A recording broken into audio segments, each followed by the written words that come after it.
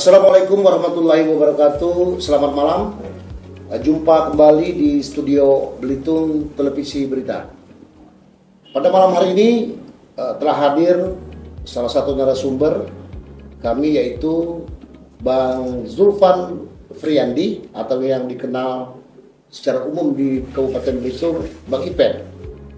Beliau ini merupakan pernah menjabat sebagai Ketua KPU Kabupaten Belitung pada tahun 2023 sampai 2008. Kemudian beliau juga pernah menjabat selaku Ketua KPU Provinsi tahun 2008 sampai tahun 2010. Kemudian di organisasi beliau pernah menjabat sebagai Ketua KNPI pada tahun 2005 sampai 2008. Dan beliau juga pernah menjabat Ketua IKPP Pusat pada tahun 1997 yang lalu sampai tahun 2000. Beliau juga pernah menjabat sebagai Wakil Ketua GMI tahun 2019 dan sampai sekarang ini. Nah, saat ini kita ketahui bersama bahwa begitu banyak para calon-calon wakil bupati maupun bupati telah mendaftarkan diri ke berbagai partai politik yang ada di Kabupaten Belitung. Nah, sejauh ini kita ingin menyapa Bang Ipen. Selamat malam sebelumnya. Malam para pemirsa BTV. Ya. Nah, sejauh ini kita ingin mengetahui kesan dari Pak Bang Ipen ini ya. Nah, begitu banyak sekarang para kandidat ini kan sudah mendaftarkan diri ke berbagai partai politik. Nah, kesan kalau menurut kacamata Bang Ipen seperti apa nih? Ya itu pertama memang yaitu hak politik bagi siapapun yang memang siap dan bersedia mencalonkan diri. Kemudian kewenangan partai politik juga untuk mencalonkan siapapun yang memang apakah itu kader atau non kader untuk dicalonkan sebagai calon kepala daerah dengan wakil. Nah, tinggal nanti tergantung bagaimana prosesnya di internal partai dan bagaimana verifikasi yang dilakukan oleh KPU selaku penyelenggara sebelum ditetapkan sebagai calon kepala daerah ataupun wakil kepala daerah. Jadi itu hal-hal normal yang memanglah diatur dari undang-undang. Nah, tinggal nantinya yang paling penting itu adalah apa yang ditawarkan. Itu yang paling penting. Yang ditawarkan dari orang-orang yang ingin mencalonkan ini apa sih kepada masyarakat, khususnya kepada Belitung ini, dan itu yang paling pokok. Nah, sampai hari ini kan kita belum tahu nih, karena memang belum masuk kepada tahapan kampanye kan. Apa sih yang ditawarkan mereka yang mau nyalon-nyalon ini, dan apa yang dijanjikan mereka untuk Belitung ini, dan seberapa tahu mereka paham tentang persoalan Belitung hari ini. Itu yang paling penting kan. Makanya di dalam persyaratan itu biasanya ada cantuman dikenal dan mengenal dan dikenal oleh masyarakat kan. Bukan hanya kenal orangnya lewat baliho dan segala macam, tapi juga kita harus tahu nih, apa sih yang nak kau tawarkan ke kami ini kan gitu. Yang kau nak ditawarkan kepada Belitung ini apa gitu. Makanya itu disampaikan pada saat kampanye nanti, yaitu visi misi.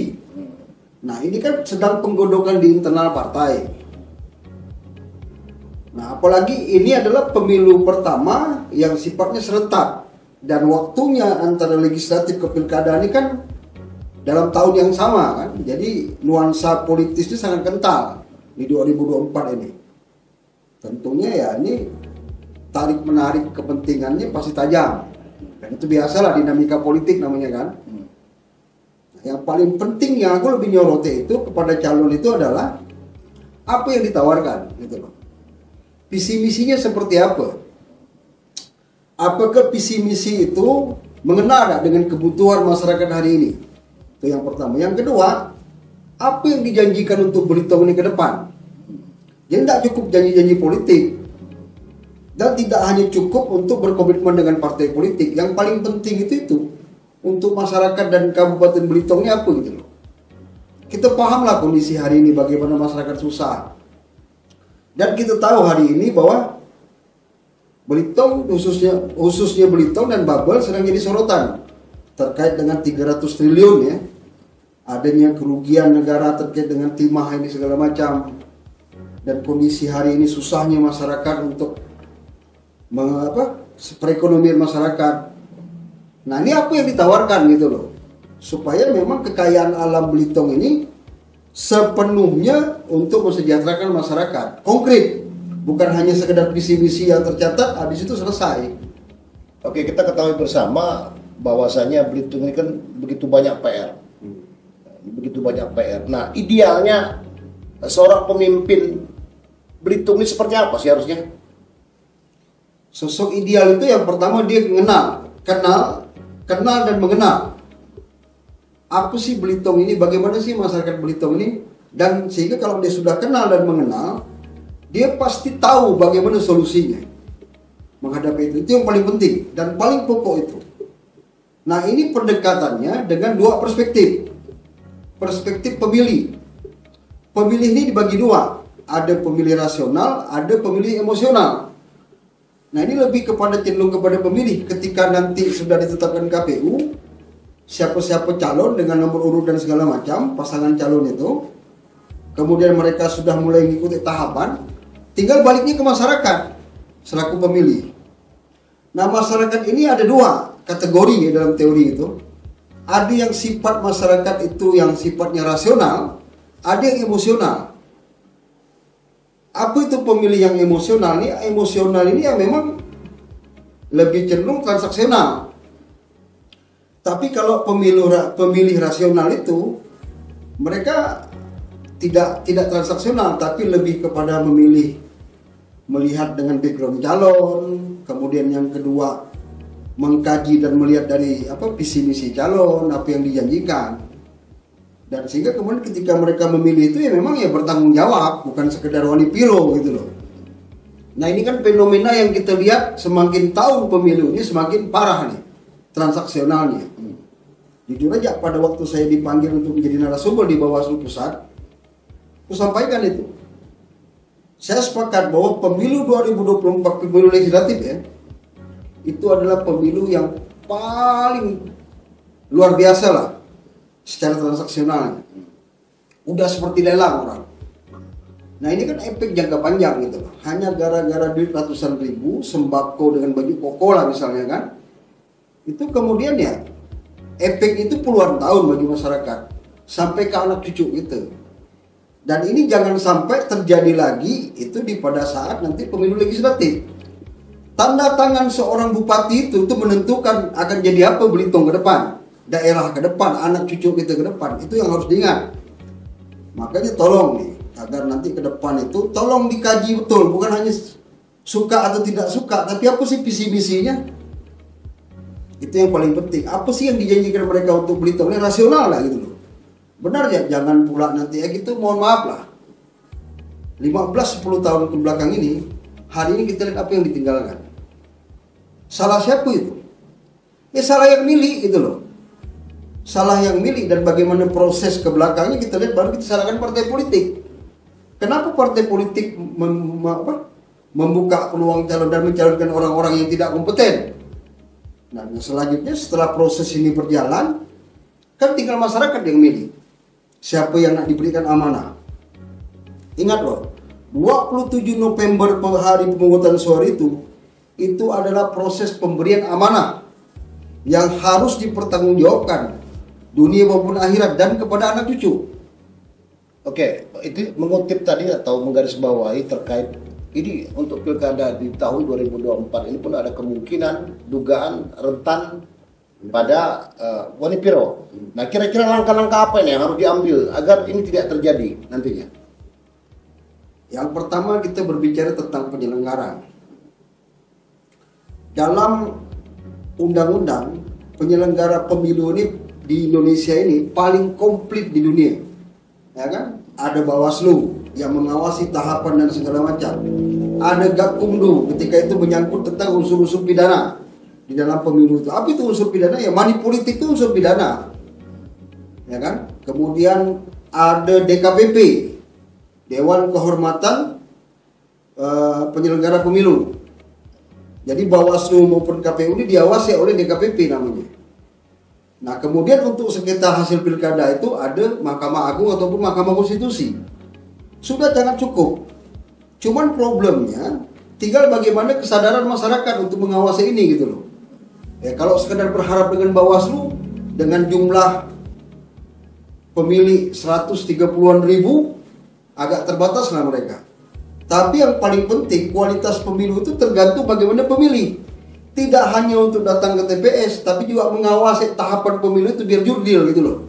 Sesuai dengan aturan undang-undang. Itu yang paling penting. Berarti peran serta masyarakat pun Sangat besar. harus terlibat dalam hal Ya. ini ya.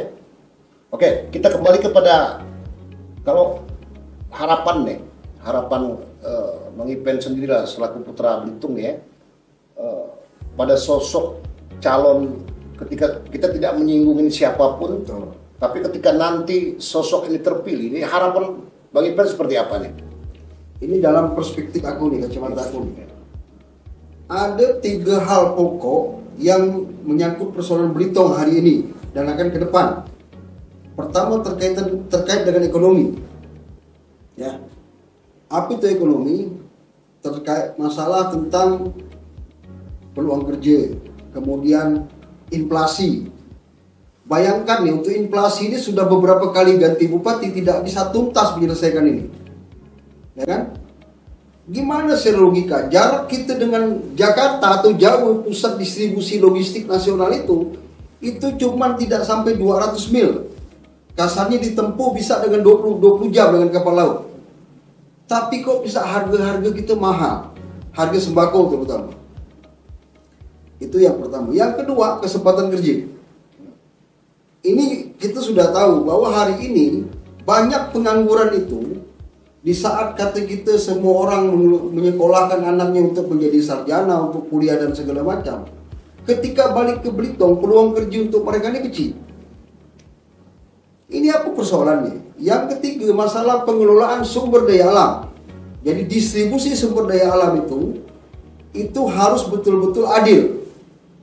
Dan hari ini kita tahu lah selama beberapa tahun ini, penguasaan sumber daya alam itu dikuasai oleh beberapa kelompok orang. Ya kan? Jadi kalau berbicara oligarki itu sudah berlaku terjadi di Belitung puluhan tahun.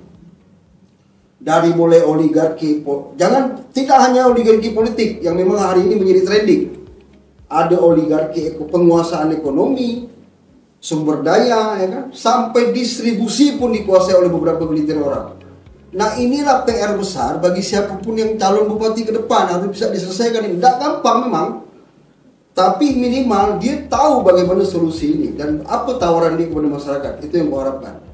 Nah, kalau Bang Ipen melihat dari berapa kandidat ini, kira-kira ada nggak yang mampu untuk menyelesaikan PR-PR ini seperti masih terjadi inflasi, tenaga kerja yang sangat susah di Belitung, ataupun pemanfaatan sumber daya alamnya. Nah, kira-kira ada nggak ini dari kriteria berapa calon yang sudah mendaftarkan diri ini akan mampu nggak untuk mengikis masalah ini paling tidak? Sejujurnya sampai hari ini masih mereka menunjukkan syahwat mereka berminat untuk berkuasa. Tapi apa yang ditawarkan kita belum tahu karena memang tidak pernah menyampaikan visi misi itu secara lugas kan gitu. Dan nanti ketika nanti mereka menyampaikan visi misi mereka, kita tahu masuk akal lah ini kan gitu.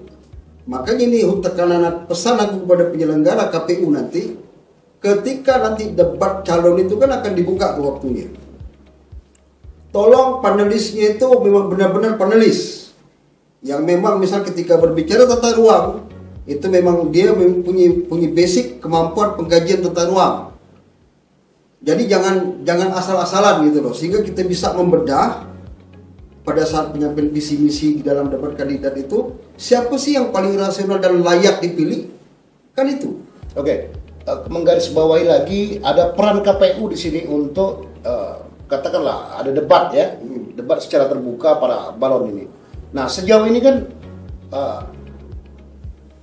penyelenggaraan yang sudah berjalan sebelumnya, apakah sudah optimal nih KPU ini mempublis gitu loh visi dan misi daripada calon-calon ini? Kalau kita belajar dari terdahulu, apakah harus ada perbaikan untuk KPU sendiri nih, agar masyarakat bisa mendengar secara utuh para visi dan misi nanti calon-calon bupati ini?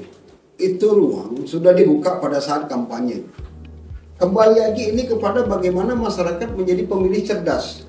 Jadi nanti kan ada pola-pola kampanye yang sifatnya dialogis, monologis kan. Nah maksimalkan itu. Kalau KPU itu, yang dalam wewenang KPU itu terbatas. Dan itu pun waktunya ditentukan oleh durasi dan segala macam lah ya. Pada saat debat kandidat itu memang tidak akan bisa maksimal. Tetapi ini bisa dimaksimalkan pada saat kampanye dialogis. Dan perlu dicatat, pemilu hari ini, pemilu tahun sekarang ini, itu waktu untuk spare waktu untuk mereka kampanye cuma 60 hari.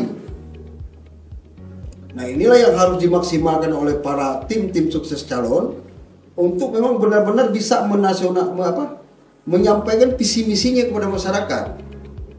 Tapi yang paling penting di dalam kualitas pemilu itu tidak hanya pada penyelenggara. Yang paling pokok itu adalah kepada pemilih.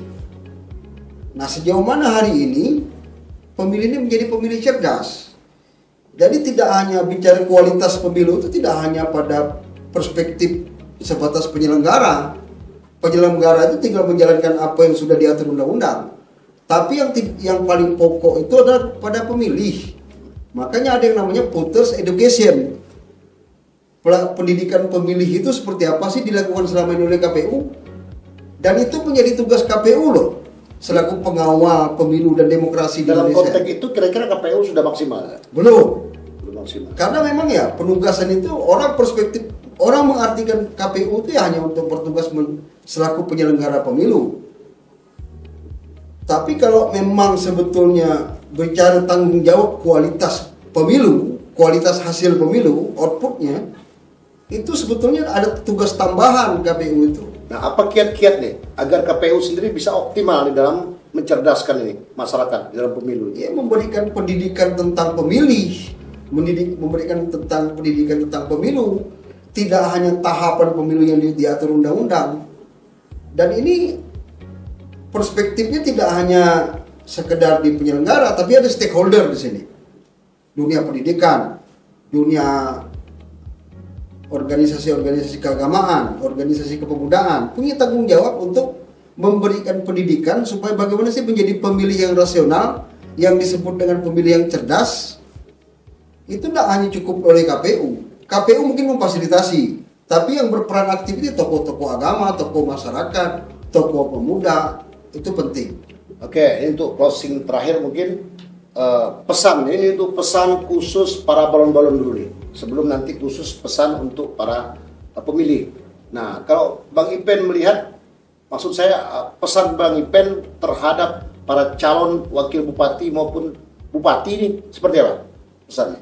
Ya udah, tolong apa yang ditawarkan dan apa komitmen moralnya, ya kan? Tidak hanya visi-visi formalitas yang hanya di dalam kertas, komitmen moralnya apa kepada masyarakat, ya kan itu. Seperti itu. Nah, kalau pesan khusus untuk para pemilih masyarakat Belitung khususnya seperti apa? Jangan pernah tukarkan masa depan anak cucu kita dengan hanya duit yang ratusan ribu. Itu tidak akan terbayar. Itu yang pertama.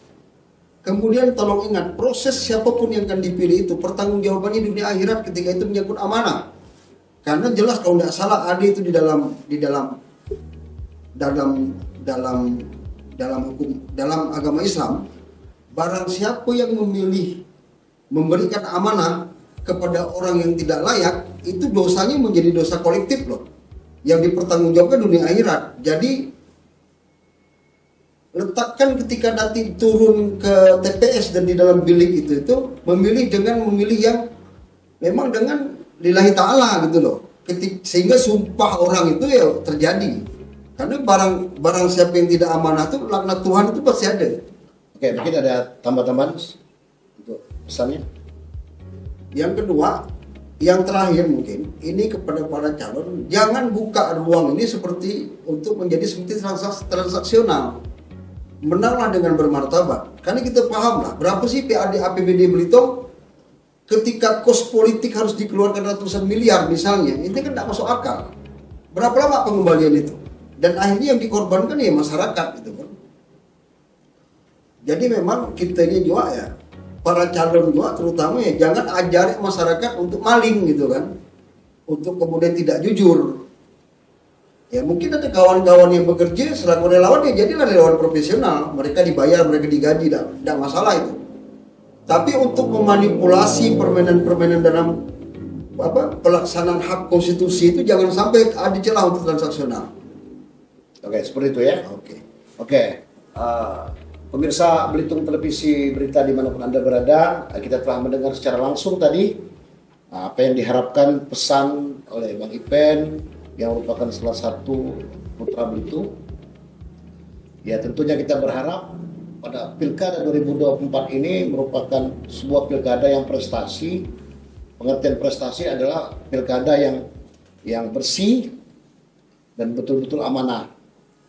Di akhir perjumpaan kita pada malam hari ini, sebuah kata, pemimpin tidak menciptakan pengikut, namun pemimpin itu menciptakan lebih banyak pemimpin baru. Pemimpin yang dibutuhkan di Belitung ini seorang pemimpin yang kokoh imannya, mulia akhlaknya, dan istiqomah ibadahnya di jalan Allah. Kekompakan adalah kunci kesuksesan. Dengan kekompakan antara pemimpin dengan orang-orang yang dipimpinnya akan membawa Belitung ini lebih maju ke depan. Di akhir kalam kami ucapkan wabillahi taufiq wal hidayah. Wassalamualaikum warahmatullahi wabarakatuh. Kan? Gimana sih logika? Jarak kita dengan Jakarta atau jauh pusat distribusi logistik nasional itu cuma tidak sampai 200 mil. Kasarnya ditempuh bisa dengan 20 jam dengan kapal laut.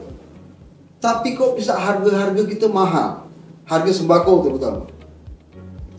Itu yang pertama. Yang kedua, kesempatan kerja. Ini kita sudah tahu bahwa hari ini banyak pengangguran itu di saat kata kita semua orang menyekolahkan anaknya untuk menjadi sarjana, untuk kuliah dan segala macam. Ketika balik ke Belitung, peluang kerja untuk mereka ini kecil. Ini apa persoalannya? Yang ketiga, masalah pengelolaan sumber daya alam. Jadi distribusi sumber daya alam itu harus betul-betul adil. Dan hari ini kita tahulah selama beberapa tahun ini, penguasaan sumber daya alam itu dikuasai oleh beberapa kelompok orang. Ya kan? Jadi kalau berbicara oligarki itu sudah berlaku terjadi di Belitung puluhan tahun. Dari mulai oligarki, tidak hanya oligarki politik yang memang hari ini menjadi trending. Ada oligarki penguasaan ekonomi, sumber daya, ya kan? Sampai distribusi pun dikuasai oleh beberapa gelintir orang. Nah inilah PR besar bagi siapapun yang calon bupati ke depan harus bisa diselesaikan. Tidak gampang memang, tapi minimal dia tahu bagaimana solusi ini dan apa tawaran dia kepada masyarakat. Itu yang saya harapkan. Nah kalau Bang Ipen melihat dari berapa kandidat ini, kira-kira ada nggak yang mampu untuk menyelesaikan PR-PR ini seperti masih terjadi inflasi, tenaga kerja yang sangat susah di Belitung, ataupun pemanfaatan sumber daya alamnya. Nah kira-kira ada nggak ini dari kriteria berapa calon yang sudah mendaftarkan diri ini akan mampu nggak untuk mengikis masalah ini paling tidak?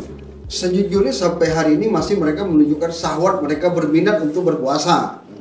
Tapi apa yang ditawarkan kita belum tahu, karena memang tidak pernah menyampaikan visi misi itu secara lugas, kan gitu. Dan nanti ketika mereka menyampaikan visi misi mereka, kita tahu masuk akal lah ini, kan gitu. Makanya ini tekanan pesan aku kepada penyelenggara KPU nanti, ketika nanti debat calon itu kan akan dibuka tuh waktunya. Tolong panelisnya itu memang benar-benar panelis yang memang misal ketika berbicara tata ruang itu memang dia punya basic kemampuan pengkajian tata ruang. Jadi jangan asal-asalan gitu loh, sehingga kita bisa membedah pada saat penyampaian visi misi di dalam debat kandidat itu siapa sih yang paling rasional dan layak dipilih, kan itu. Oke, menggarisbawahi lagi ada peran KPU di sini untuk katakanlah ada debat ya, debat secara terbuka para balon ini. Nah sejauh ini kan penyelenggaraan yang sudah berjalan sebelumnya, apakah sudah optimal nih KPU ini mempublis gitu loh visi dan misi daripada calon-calon ini? Kalau kita belajar dari terdahulu, apakah harus ada perbaikan untuk KPU sendiri nih, agar masyarakat bisa mendengar secara utuh para visi dan misi nanti calon-calon bupati ini? Itu ruang sudah dibuka pada saat kampanye. Kembali lagi ini kepada bagaimana masyarakat menjadi pemilih cerdas. Jadi nanti kan ada pola-pola kampanye yang sifatnya dialogis, monologis kan. Nah maksimalkan itu. Kalau KPU itu, yang dalam wewenang KPU itu terbatas. Dan itu pun waktunya ditentukan oleh durasi dan segala macam lah ya. Pada saat debat kandidat itu. Itu memang tidak akan bisa maksimal. Tetapi ini bisa dimaksimalkan pada saat kampanye dialogis. Dan perlu dicatat, pemilu hari ini, pemilu tahun sekarang ini, itu waktu untuk spare waktu untuk mereka kampanye cuma 60 hari. Nah inilah yang harus dimaksimalkan oleh para tim-tim sukses calon untuk memang benar-benar bisa menyampaikan visi misinya kepada masyarakat. Tapi yang paling penting di dalam kualitas pemilu itu tidak hanya pada penyelenggara. Yang paling pokok itu adalah kepada pemilih. Nah sejauh mana hari ini pemilih ini menjadi pemilih cerdas. Jadi tidak hanya bicara kualitas pemilu itu tidak hanya pada perspektif sebatas penyelenggara. Penyelenggara itu tinggal menjalankan apa yang sudah diatur undang-undang. Tapi yang paling pokok itu adalah pada pemilih. Makanya ada yang namanya voters education. Pendidikan pemilih itu seperti apa sih dilakukan selama ini oleh KPU? Dan itu menjadi tugas KPU loh, selaku pengawal pemilu dan demokrasi di Dalam Indonesia. konteks itu kira-kira KPU sudah maksimal? Belum Maksimal. Karena memang ya penugasan itu orang mengartikan KPU itu ya hanya untuk bertugas selaku penyelenggara pemilu.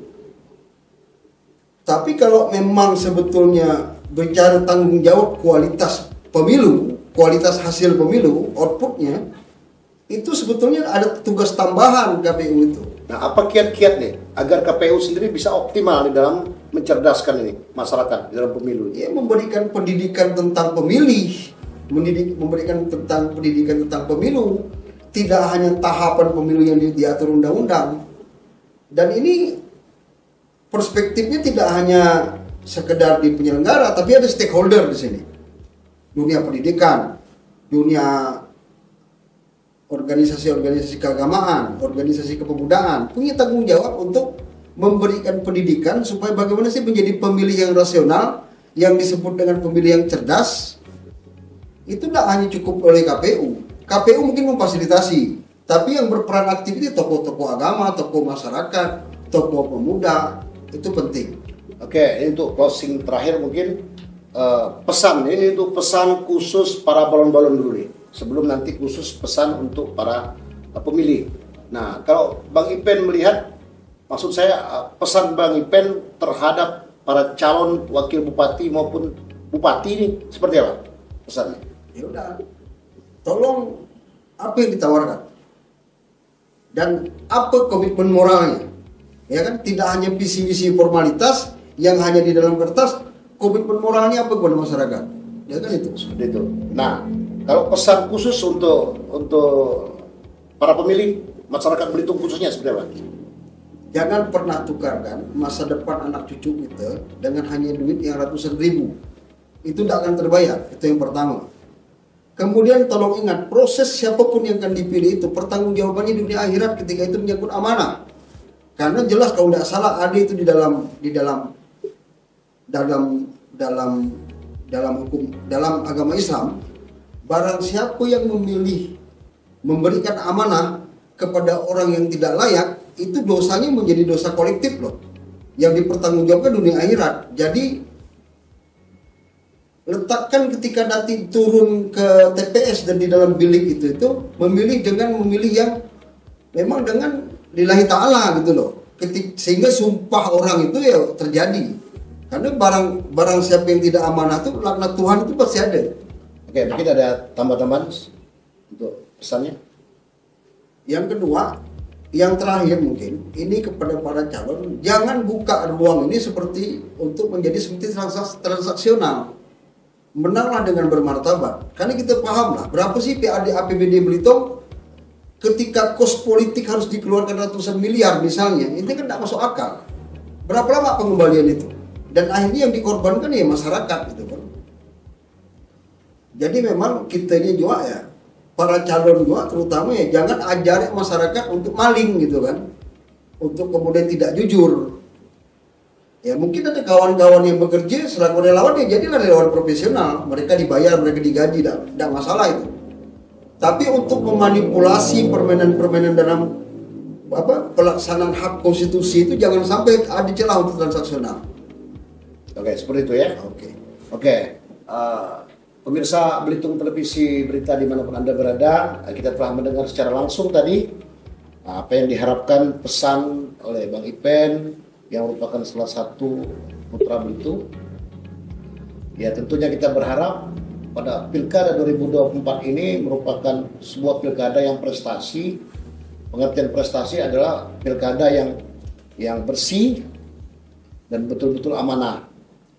Di akhir perjumpaan kita pada malam hari ini, sebuah kata, pemimpin tidak menciptakan pengikut, namun pemimpin itu menciptakan lebih banyak pemimpin baru.